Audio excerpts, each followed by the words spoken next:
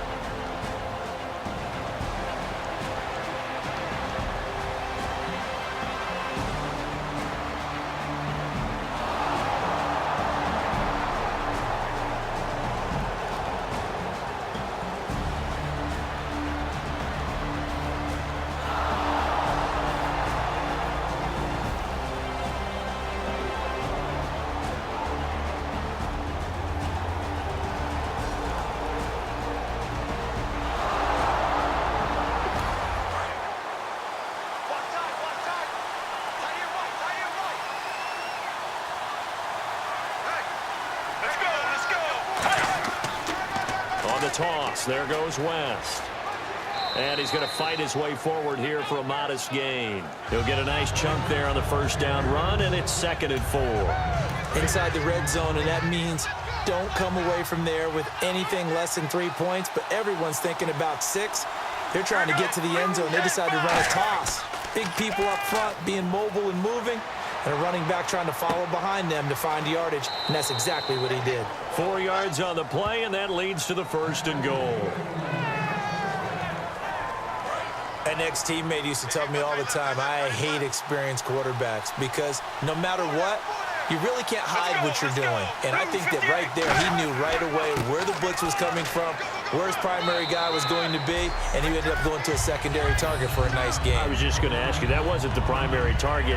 He's so good at that, isn't he? I think he knew right away that he wasn't going to get to his primary guy. I think he read that as soon as he got to the line of scrimmage, knew where the pressure was going to come from, and said, I know how to beat that, and that's what he did. A 2nd down carry for Urban. And he will take it in for a Ravens touchdown.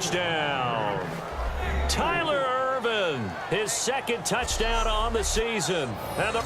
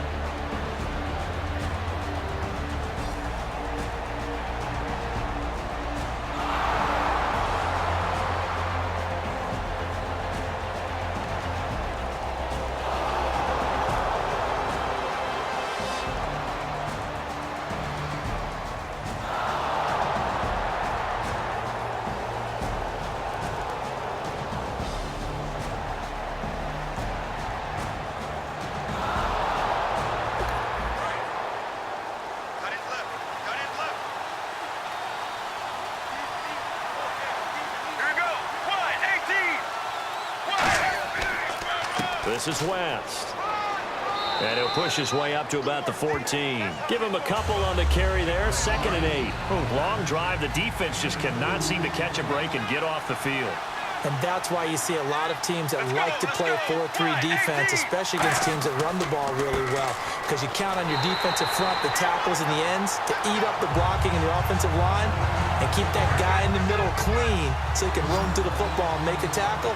In this case, he introduced himself and said, "Hello, my name is Mike." 2 minutes to go here in the first half. A reminder that coming up in 2 minutes, we'll check in with Larry Ridley in Orlando with highlights and analysis of this first half of play. And I'm going to check in with a heater. I'm going to be right there with you, partner. And this is caught. Touchdown, Baltimore. Brandon Coleman, his 4th touchdown on the year. And the Ravens will extend their lead. And they use that height on the outside to get the score. We've seen the evolution of the wide.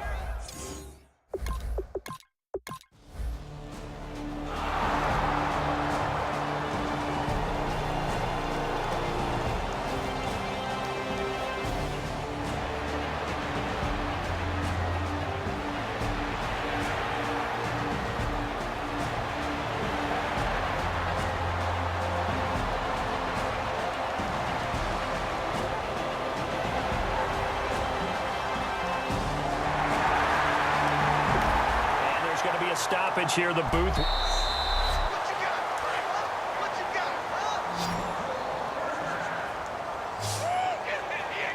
It took them an extra look, but they found out it is a touchdown indeed. The official says this one counts. Now that'll be tipped and intercepted. Picked off by Morgan Burnett. And his guys have got it back at the closing stages of the first half. That late in the clock, second quarter, why not just run it a time or two and get it into the locker room? What you're saying makes absolutely...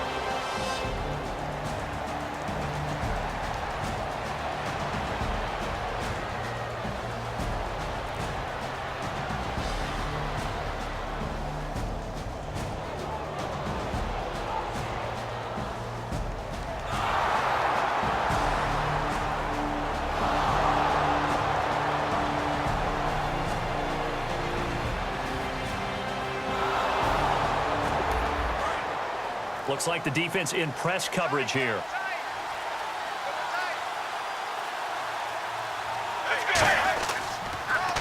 They'll run it with West. And able to surge forward for about 5 yards down to the 10. Frustrating for a defense, energizing for an offense. Finding a way to create that type of yardage in your running game, that'll make the guys carrying the ball very, very happy. On second down, here's Palmer. And this is complete. It's Allen. They'll lose a yard, and it brings up third. If you're a selfish player and you're throwing the ball, you're cool with the completion. Maybe not so cool with the yardage loss, though, huh? Yeah, you went backwards on the yardage. That kind of works like a sack for the defense there. Yeah, it's a really big play for them, right? Able to figure it out, sniff it out, and finish it off. This will be caught at about the 6. It's a 10-yard gain there, and it sets them up now 1st and goal. And a good quarterback facing zone coverage, if he has just a little bit of time to survey the scene, that's what's going to happen. No doubt about it. If there's no pressure, he's going to continue to pick them apart because he'll have all that time to find someone open downfield. He can only cover for so long. So maybe they want to go to a zone blitz scheme, get a little bit more pressure. Remember when Carolina did that against Denver? They lost the game ultimately. They dropped the defensive end out, and he ended up with an interception in that game in Super Bowl 50. Maybe some sort of scheme like that to try and get more pressure at the passer. He lost 2 there, and it's 3rd down. Partner, I know we're in a goal-to-go situation, but my goodness, think about running the ball here. Not even a thought, is it? Defensively, they're in a prime spot. And I think the defensive guys are probably expressing themselves to them as well. I wouldn't run it here, guys. You might want to try throwing it. He was trying to get that one to Allen that time, and that brings up 4th down. Putting pressure on the guy throwing the football is always good, but when you can couple that with contact on him that leads to an incompletion, as we just saw there, that's winning football. And Crosby puts it through, and the lead will grow. It's now 17-0.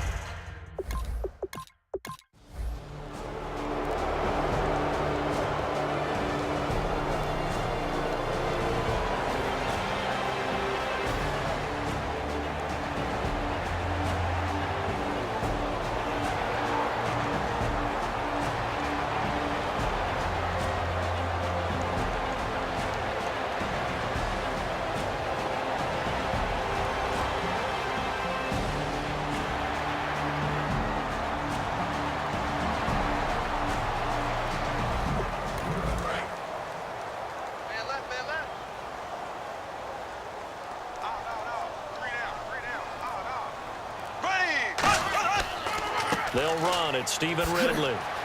And he'll be brought down inside the 20 at the 19. 2 yards on the pickup there, but it's enough to give him a new set of downs. And a really long drive here, and it goes on and on.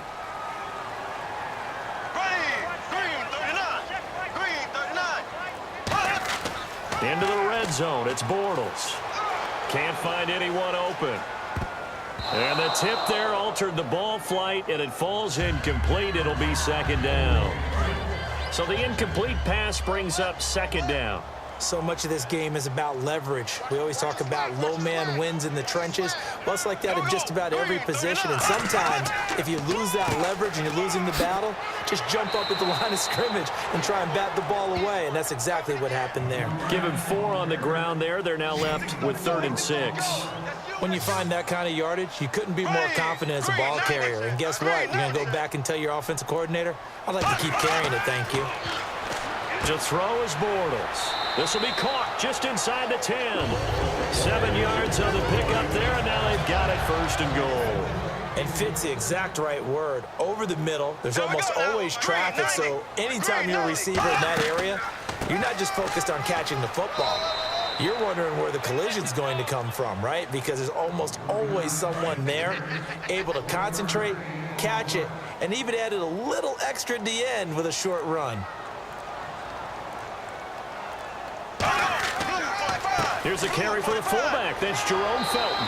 And he'll take this one down inside the 5 to the 3. Give him right around 4 on the carry. We'll see if they want to keep pounding here on 3rd and goal. They got to have 6 here. It's 3rd and goal. Here we go. Green 90. Green 90. Bortles now on 3rd and goal. And caught in the end zone. Touchdown, Steelers. Hakeem Nicks, his first touchdown on the year.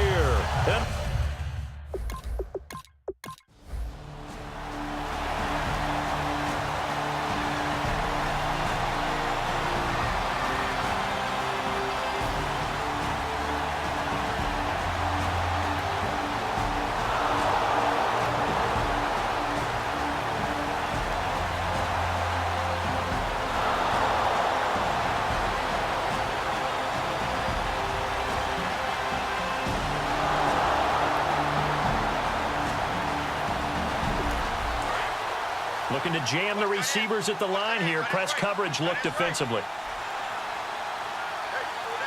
Get ready. Blue 58. Blue 58. On the ground, it's West again. And able to push his way forward here for a good little gain. 5 yards on the pickup, and that is going to set up a 3rd and 1. And there's a run to be happy with. Good, solid yardage. They'll take that anytime you hand the ball to a back. The Steelers insert their nickel defense on 3rd down. Yeah, they add a DB. Now it's Palmer. Open man, it's Allen. And he will have the 1st down inside the 10 to the 9-yard line. And that pickup of a 1st down, that's going to leave a mark because they really needed to stop them there, didn't they? Oh, so frustrating. Defensively, you're a play away from getting that football back here down late. Tough. Now they've got to find a way to create a turnover or takeaway. Otherwise, this one will probably get away from them. Call it a 3-yard gain, and that'll bring up a 2nd and goal. And the seemingly endless drive continues. And when you're playing a quarterback with some experience and some moxie, you enter the danger zone when you decide to blitz him because if he's able to diagnose as he did on that play, he can hurt you downfield. He reads defenses so well, doesn't he? He really does, and the best part about that play for him, I don't think that was his primary target. I don't think so either. I think he had the read, figured out where the blitz was coming from, and went to a secondary target for a really nice game. Now it's Palmer. He was looking there for Bruce Ellington, and that brings up 4th down. So on 4th down, out trots the kicker in a big spot here. From the left hash, should be a fairly easy one here. And Crosby puts it through, and that will open the lead up now to 20-7.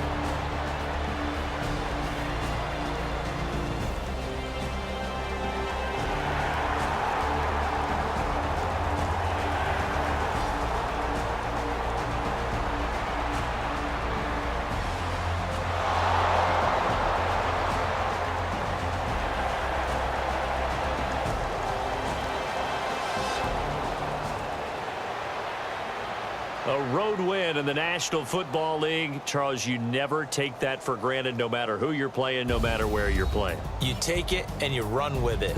And you know you primed the pump all week in your own home facility. No one thinks we can do this. Only people who believe are right here in this room. And then you go on the road, band together, and get it done.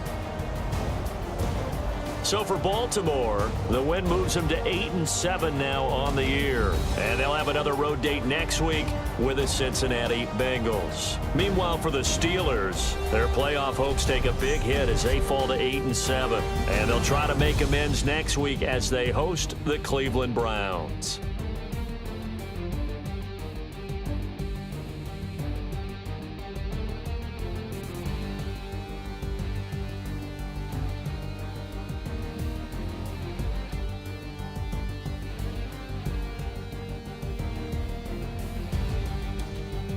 That'll do it for us. For Charles Davis and all our hardworking crew, I'm Brandon Gaudin. You've been watching the NFL on EA Sports. For more, find us on Twitter at EA Madden NFL.